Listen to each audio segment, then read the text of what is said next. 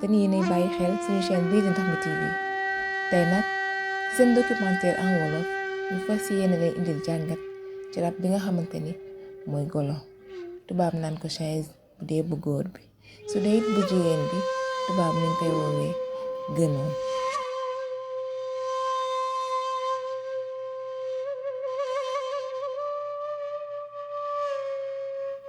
ginnaaw ba nu gën a xóotale nag sunu ay gëstu nemmeeku nañu ne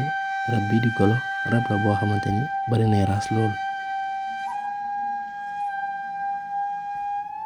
loolu lépp nag dañ ko gën a leeral ci yeneeni vidéo ndax lépp rek du mën a xaj ci vidéo bi dinañ ñëw ak yéen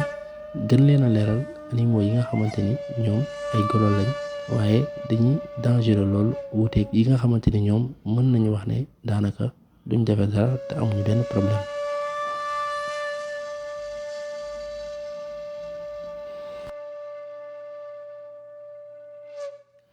espérance de vie maanaam at yi mu mën a dund ci giiru dundam mi ngi toll ci 20 ans su fekkee ni ci taay bi maanaam ci njoolaay bi mi ngi jàpp ci 55 ba 65 centimètres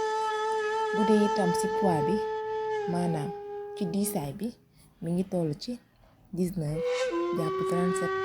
kilogrammes. bu dee li ñuy dundee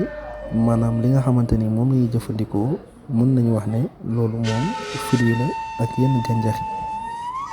bokk na sax tey ci gàncax yi nga xamante ni dañ koy faral di utiliser bari na ci yoo xamante ni yu ci ëpp ngir seen wér-gu-yaram la